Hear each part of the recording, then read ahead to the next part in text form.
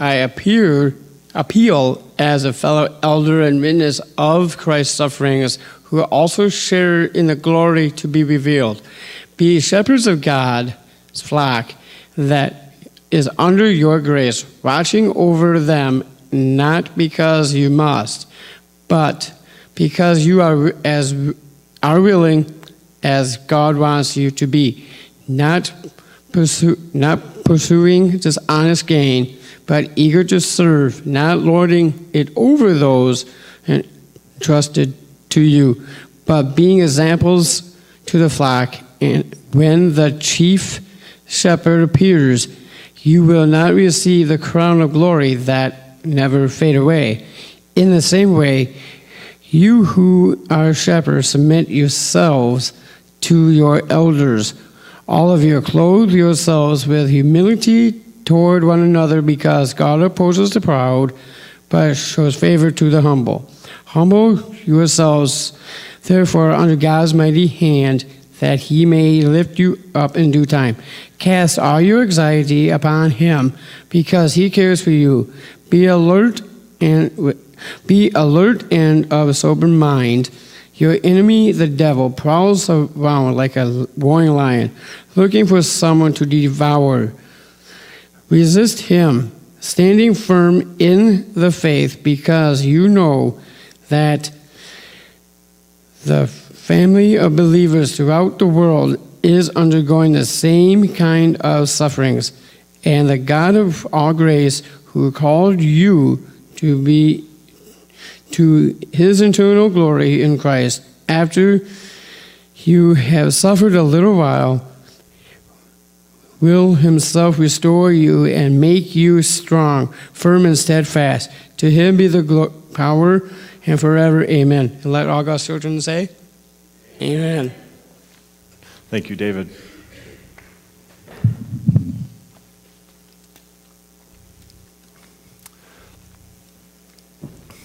I think all of us would agree that for as much as we love and appreciate our families, we know that it's not always easy to live together. For as much as we love and appreciate those with whom we live, it's not always easy to get along. I suspect we know what we're talking about. I think Peter has something of this in mind. He's helping us recognize something of the fact that we all love and appreciate each other, but it's not always easy to get along.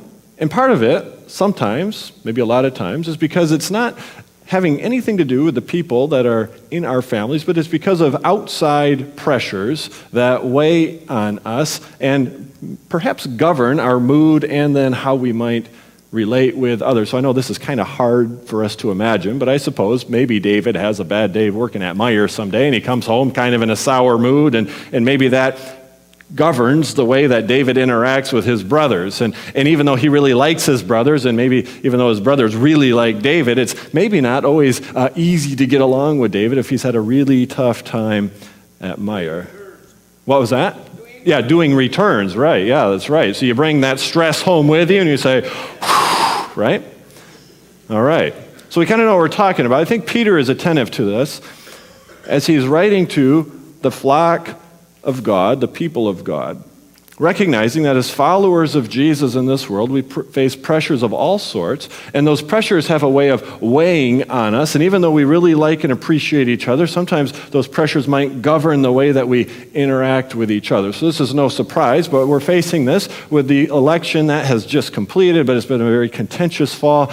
Candidates have seemed to have a hard time agreeing on anything. Commentators have not seen eye to eye. Family members might disagree. Church members, using that term broadly, have not seen eye to eye. And all of the angst of the campaign has a way of wearing on us and perhaps shaping the way that we interact, even with those that we really love and appreciate. Peter's attentive to this. He knows that it's very difficult for followers of Jesus in this world. They face pressures of all sorts, and he's writing so as to guard against these pressures governing the way that we interact with one another as sheep in the fold of God. And to guard against this, he addresses three groups of people, and he begins with elders.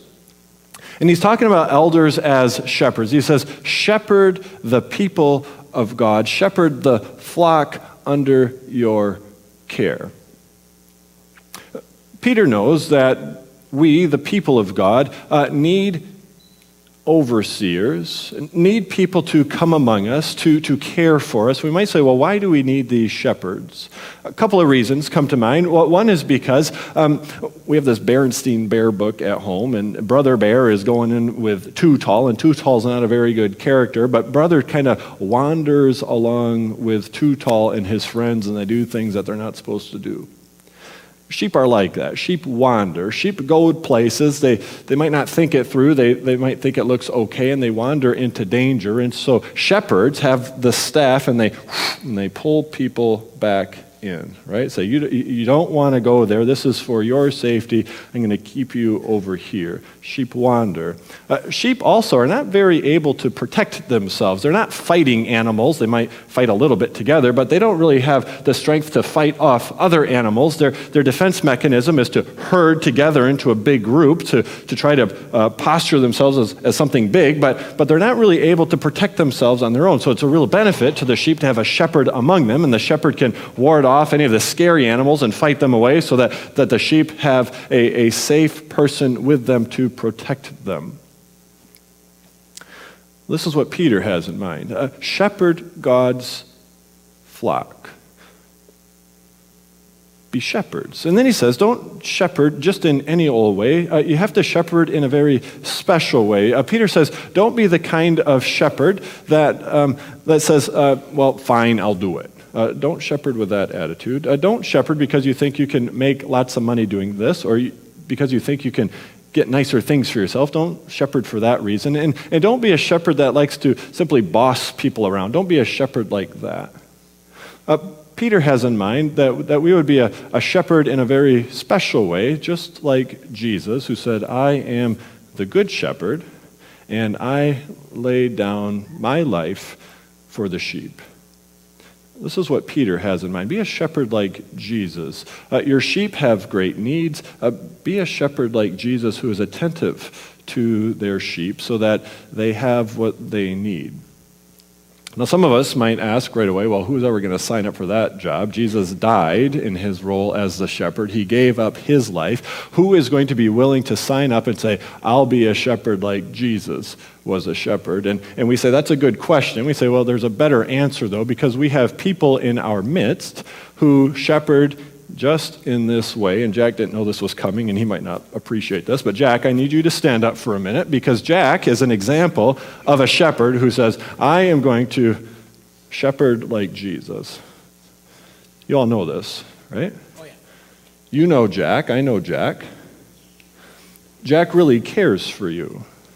And you talked about some of the things already this morning. Last fall was a very difficult fall for my brothers and my sister's houses and Holland Deacons Conference.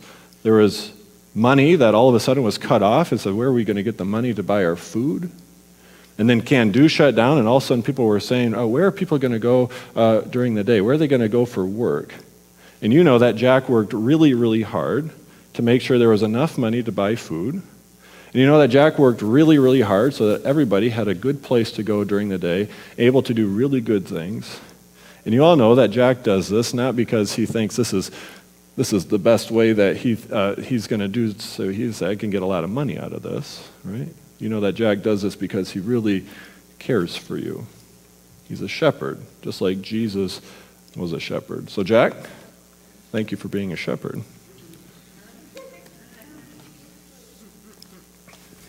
Peter says, don't be a shepherd in any old way.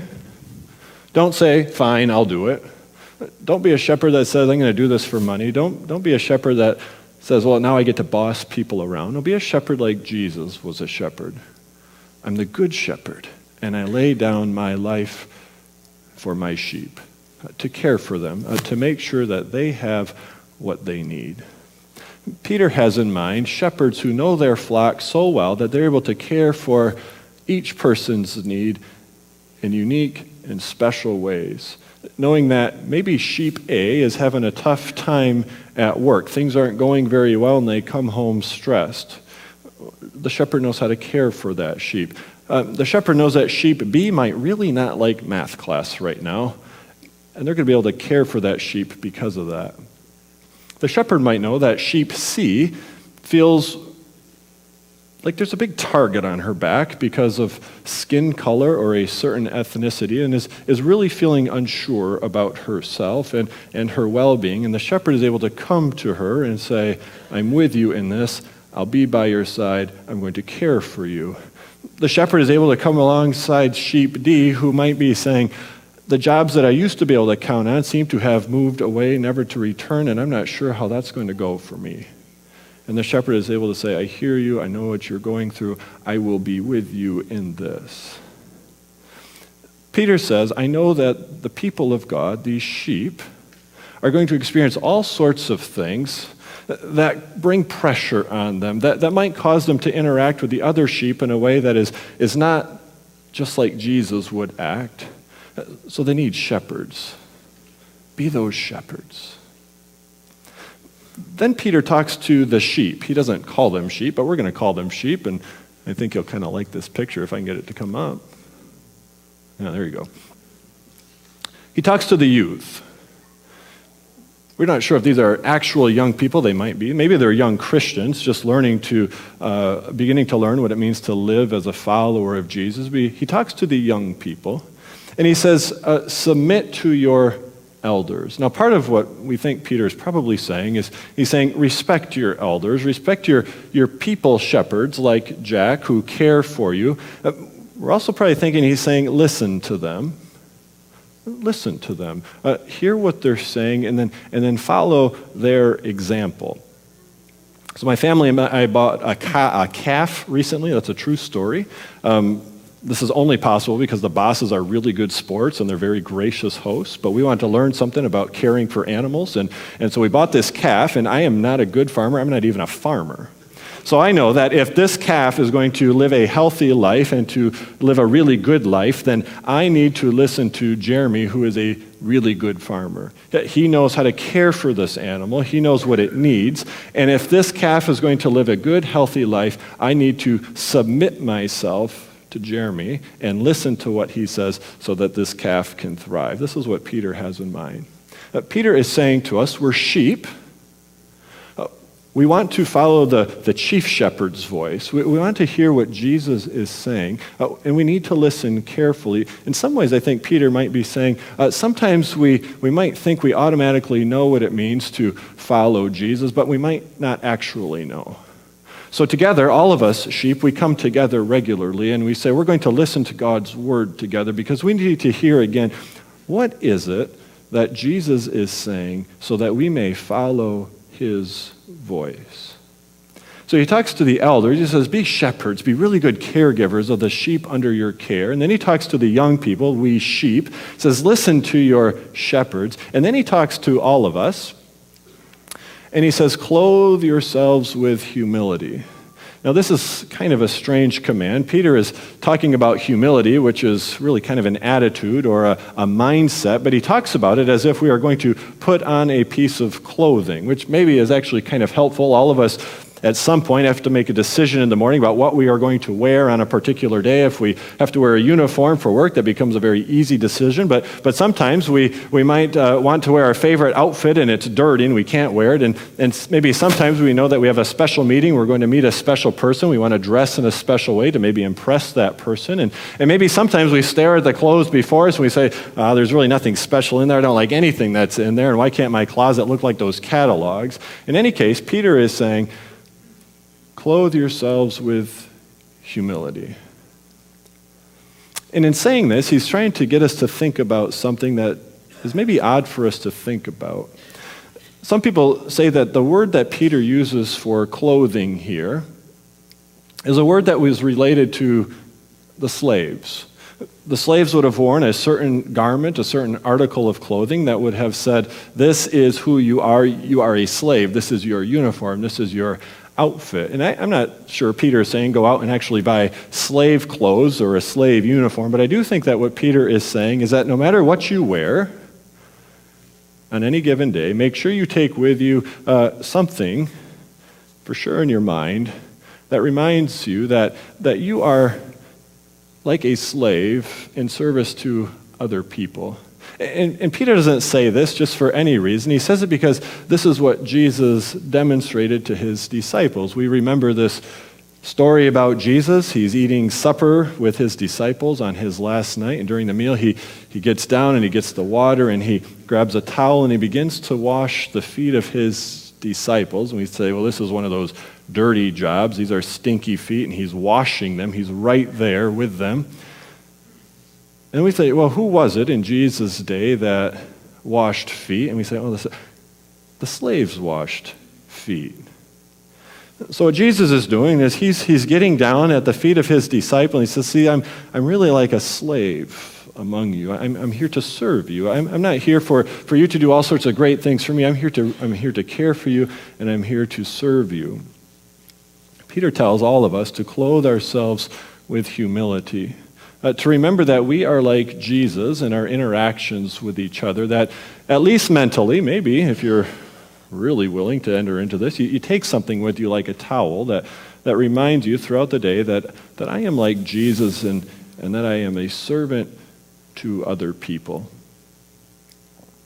Those are the three things that Peter says. Hey, we're a family, we're a flock together, and there's outside pressures, and sometimes that governs the way that we interact with other people. So first Peter says, you elders, you got to be like good shepherds, just like Jesus. And then he says to the young people, to the sheep, you got to listen to your shepherds. And then he says to all of us, clothe yourselves with humility. And I think Peter is saying this for a really good reason. And I think it's because Peter knows that we really do need to stick together just like sheep do. We need each other in this. Recognizing the pressures that we face, we come together to assure one another that we're in this with you. What's the pressure you're facing? I'm going to share this with you. What's the stress you're facing? I'm going to see if I can enter into that with you. Do you bring any emotional pain with you that's maybe stemming from 20 years ago? Can I bear that burden with you? How do we enter into it together? Banding together, because Peter knows that there's this really nasty adversary known as the devil.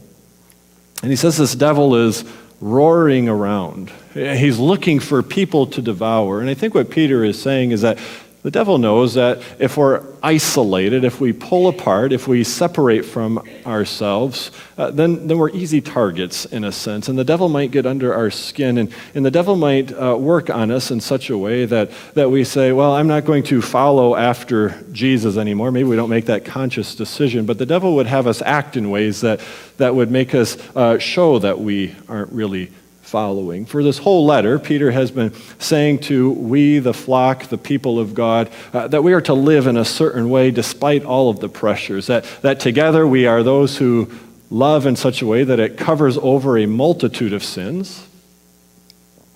And Peter says that in our posture with those who are on the outside, we respond to cursing with blessing. Peter presents for us Jesus. He says that when Jesus was standing there being accused, being threatened, he did not retaliate. And Jesus did not make threats. Instead, Jesus entrusted himself to the one who judges justly.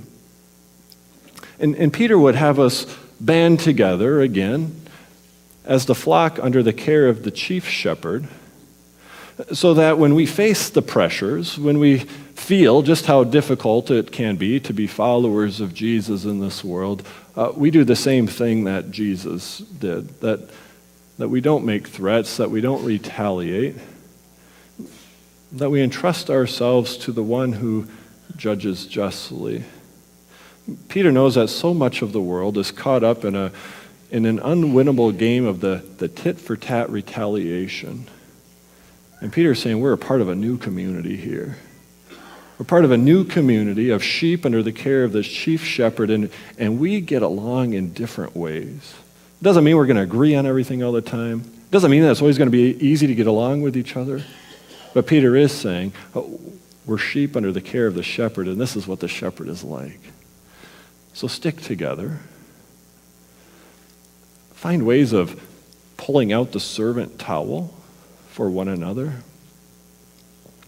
Maybe in this week we find a way of expressing appreciation for a common sheep within our fold, to say, I value you, I really appreciate you. Maybe our coming alongside of each other is just a posture of listening and to say, what are your fears? What are your concerns? What are your pressures?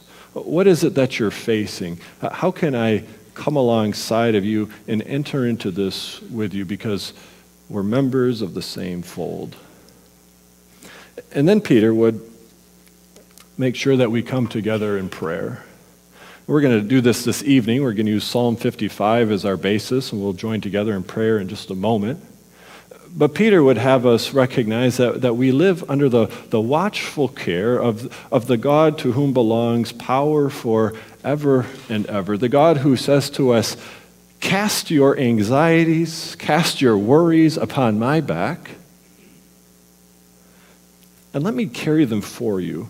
Maybe even let me do the worrying for you. I'm the one who holds this all. I'm the one who is sovereign over it all. I'm the one who has the end in sight, and I will get you there. So when you're feeling the pressures, come together and cast those anxieties on me, because I care for you. And the great promise is that the God who invites us to do that kind of casting promises to lift us up in due time and to restore us and to make us strong and firm and steadfast, all under the great promise of bringing us one day to share in the glory of the chief shepherd, Jesus Christ. Let's pray. Lord God, we are your sheep.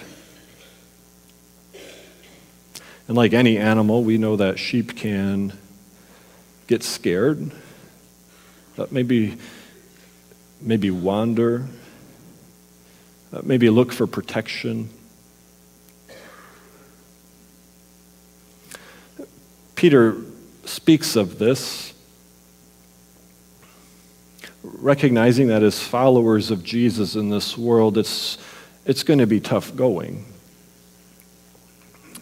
Peter knew in his day, as we so often know in our day, that most of the time being a follower of Jesus is going to meet with resistance in one form or another. Maybe it's a person who confronts us on something. It feels direct in those ways. Maybe most of the time it's just the mood or the movement of a culture. And we know that to live in that works on us in a certain way, and we are called to die to any urge to participate in that. Rather, we are called to live into the resurrection life that is imparted to us through Jesus Christ by your Spirit, to be those who do not retaliate, to be those who do not make threats, to be those who listen, to be those who return cursing with blessing.